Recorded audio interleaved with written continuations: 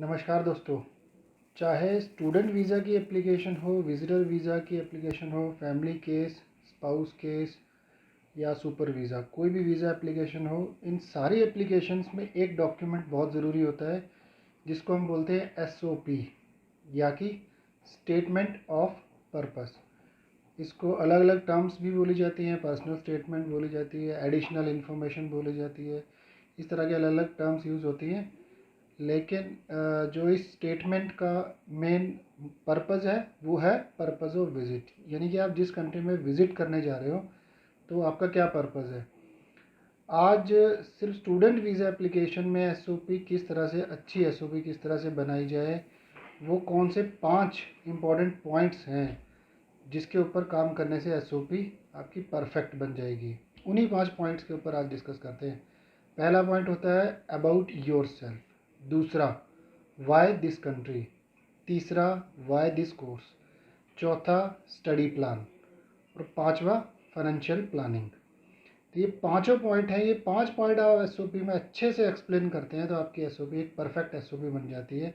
जो visa officer है वो इस चीज़ से इम्प्रेस होता है, खुश होता है, और जो इन्फॉर्मेशन उसको चाहिए होती है वो अगर आपने अच्छे से एक्सप्लेन की है तो आपका डिसीजन फास्ट भी आएगा, और अगर एक्सप्लेनेशन अच्छी है तो पॉजिटिव आने के चांसेस बहुत ज़्यादा हैं। पॉइंट बाय पॉइंट चीज़ें डिस्कस करेंगे। सबसे पहले बात करते हैं अबाउट योर सेल्फ। तो अबाउट योर सेल्फ जब हम लिखते हैं तो अक्सर जो स्टूडेंट है या कंसल्टेंट है वो क्या गलती करता है, वो उसमें अपनी 10th के बारे में, +2 के बारे में, ग्रेजुएशन के बारे में, उसकी डेट्स और परसेंटेज वगैरह लिखने उसमें लग जाते हैं। नहीं, ऐसा नहीं करना है। वो सारे एकेडमिक्स डॉक्यूमेंट आपके ऑलरेडी वीज़ा ऑफिसर के पास हैं। आपने दोबारा दोबारा परसेंटेज नहीं बताने, दोबारा दोबारा स्कूल के नाम नहीं बताने, मैंने इस ईयर में 10th किया है, इस ईयर में, सब उनके पास है। आपने अबाउट योर सेल्फ में क्या बताना है, फैमिली में अपनी सिचुएशन कि I am the only child in the family, I am the youngest kid, I am the Elder brother of 2 siblings, Elder sister of 2 sibling और 1 सिबलिंग।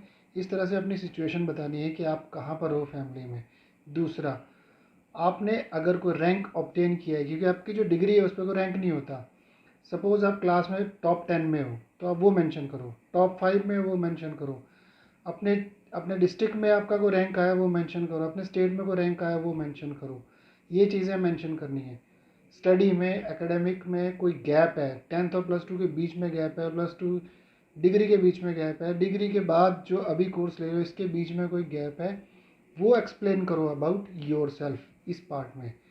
दूसरा, कोई वर्क एक्सपीरियंस है आपके पास तो वो एक्सप्लेन करो, चाहे पेड है, अनपेड है, इंटर्नशिप है, किसी भी तरह का कोई भी वर्क एक्सपीरियंस है यहाँ एक्सप्लेन करो। उसमें आपने क्या सीखा, आपने क्या किया, क्या रोल था आपका, किस कंपनी में काम किया था और क्यों किया था। ये सारी चीज़ें आपने अबाउट योर सेल्फ में लिखनी है।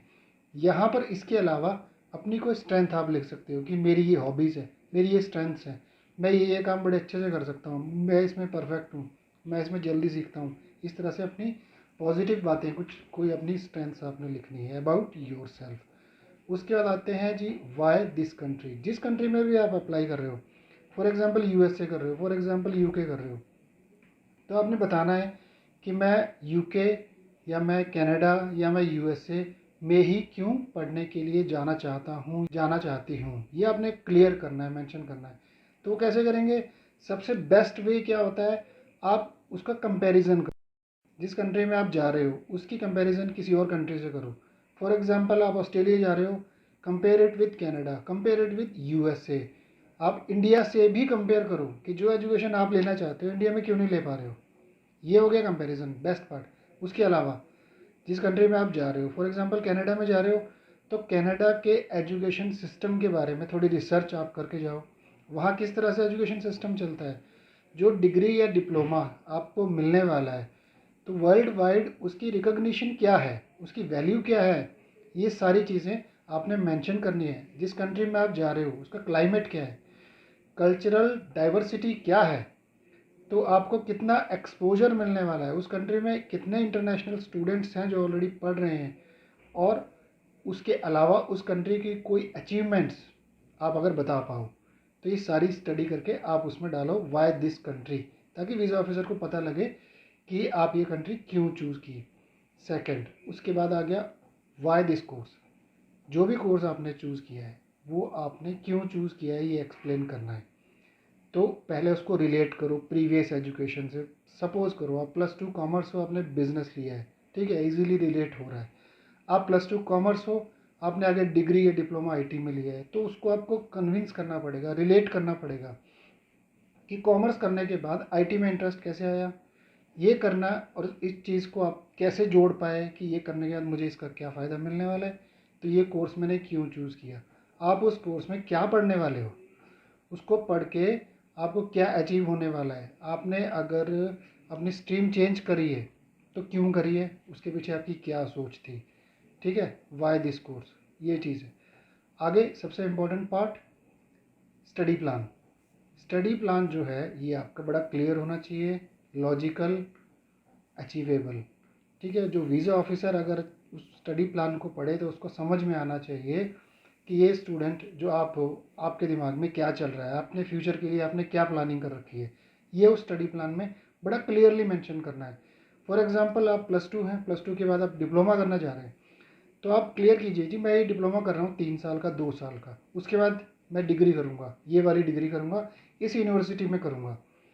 तो एक क्लियर स्टडी प्लान आपने देना है। अगर मैं ग्रेजुएट हूँ, ठीक है, उसके बाद मैं पीजी डिप्लोमा कर रहा हूँ, ये मास्टर्स कर रहा हूँ, तो उसके बाद क्या प्लान है, मास्टर्स करने के बाद मैं इंडिया आने वाला हूँ, इंडिया आके क्या करने वाला हूँ, वो मास्टर्स करने के बाद मेरे अंदर क्या क्या स्किल्स हैं जो मैं सीख जाऊँगा, वो स्किल्स सीखने के बाद क्या मैं अपना बिजनेस स्टार्ट करने वाला हूँ, तो कैसे, क्या मैं उस फील्ड से रिलेवेंट किसी कंपनी में जो मुझे जॉब है वो मिल सकती है, किस तरह की जॉब मिल सकती है, किस तरह का डेजिग्नेशन हो सकता है, क्या रिसर्च किया आपने, किस तरह की सैलरी आपको मिल सकती है, क्या आपके करियर पाथ, कौन कौन से रास्ते आपके लिए खुलते हैं, आप क्या क्या कर सकते हैं, वो सारा स्टडी प्लान में आपने डिटेल में एक्सप्लेन करना है। And last but not the least, financial planning, very important. Canada को छोड़कर, कनाडा में अगर आप नॉन एसडीएस में जा रहे हैं तो फाइनेंशियल प्लानिंग बहुत इंपॉर्टेंट है। उसके अलावा सारी कंट्रीज़ में, ऑस्ट्रेलिया में बहुत इंपॉर्टेंट है, यूएसए में बहुत इंपॉर्टेंट है, यूके में बहुत इंपॉर्टेंट है। आपको बड़े अच्छे से एक फाइनेंशियल मैट्रिक्स बनानी है, उसमें अपने सोर्सेस ऑफ इनकम, जो भी बंदे आपको स्पॉन्सर कर रहे हैं, फैमिली, फ्रेंड्स, एनीबॉडी, जो भी स्पॉन्सर कर रहा है, उनकी एनुअल इनकम कितनी है अच्छे से एक्सप्लेन करनी है। जो फंड्स आपके पास अवेलेबल है, एक जो करंट प्रोग्राम के लिए आप जा रहे हो उसका तो पूरा एक्सप्लेनेशन आपने करना है कि 2 साल का प्रोग्राम है, उस कंट्री में आपके 2 साल के लिविंग एक्सपेंस इतने होने वाले हैं, तो इतना फंड आपके पास ऑलरेडी अवेलेबल है, और जो अभी नहीं है तो वो कहाँ से आने वाला है, ठीक है। पूरे 2 साल का प्लान है, अगर 2 साल का प्रोग्राम है तो 2 साल का प्लान देंगे, 3 साल का प्रोग्राम है तो 3 साल का आप प्लान देंगे। फाइनेंशियल प्लानिंग पूरी अच्छे से आपने एक्सप्लेन करनी है। ये 5 पॉइंट आपने एसओपी बनाते हुए ध्यान रखने हैं। अब बात आती है कि एसओपी लिखी कैसे जाए। कुछ लोग हैं जो एसओपी लिखते हैं एक पैराग्राफ के फॉर्मेट में, कि शुरू किया ऊपर से my name is this and this, उसके बाद एक एक पैराग्राफ बनाते गए।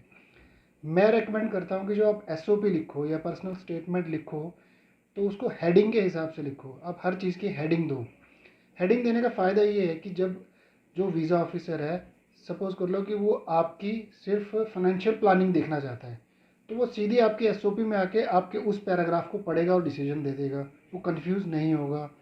वहीं पर अगर दूसरी तरह आपने पैराग्राफ के हिसाब से एसओपी लिखी है तो क्या हो सकता है, कंफ्यूज होने का चांस है। सपोज़ आपने किसी एक पैराग्राफ में कुछ थोड़ी सी अपने फाइनेंशियल डिटेल दी है, लेकिन आपने किसी और पैराग्राफ में पूरी डिटेल दी है, तो हो सकता है वीज़ा ऑफिसर आपका पहला पैराग्राफ पढ़ के डिसीजन ले ले कि इसकी फाइनेंशियल प्लानिंग यही है, अगले पैराग्राफ पे जाए ना, ठीक है ना। वीज़ा ऑफिसर बिजी है, उसको कंक्लूड करना है फटाफट हर चीज़।